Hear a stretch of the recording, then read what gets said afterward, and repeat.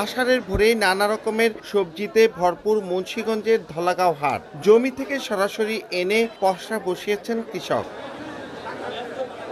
সরবরাহ পর্যাপ্ত হয় সপ্তাহের ব্যবধানে সবজির দাম কমেছে কেজিতে 15 টাকা পর্যন্ত। এই জালি একটা বিচে 25 টাকা 30 টাকা, এখন জালি বিকতেছে 10 টাকা 12 টাকা পিস, তাও নেওয়ার মতো খরিদ্দার নেই। আমরা মাল নিয়ে আসি ঠিকই, কিন্তু দাম অনেক কম করে আছে। বিষমুক্ত সবজির কদর বেশি থাকায় মুন্সিগঞ্জ তথা বিক্রমপুরের সবজি যাচ্ছে ঢাকা, নারায়ণগঞ্জ সহ নানা অঞ্চলে।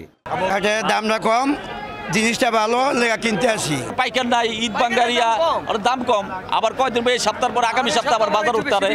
সম্প্রতি ঘূর্ণিঝড় রেমালের প্রভাবে 383 হেক্টর সবজির জমি ক্ষতিগ্রস্ত হয়। এরপরও ঘুরে দাঁড়ানোর চেষ্টা করছে কৃষক। ঘূর্ণিঝড়ে যে সমস্ত মাছা ছিল, অনেক মাছা কিন্তু পড়ে গেছে, পানি জমে গেছে। এই জমার জন্য যে বিষয়টা ঘটেছে যে আমাদের অনেক গাছই কিন্তু মারা গেছে।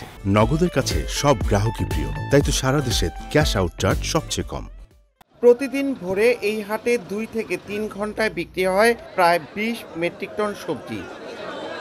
জেলায় এবছর বর্ষাকালীন 4753 হেক্টর জমিতে সবজি আবাদ হয়েছে, আর এর বড় একটি অংশ বিক্রি হচ্ছে এই হাটে।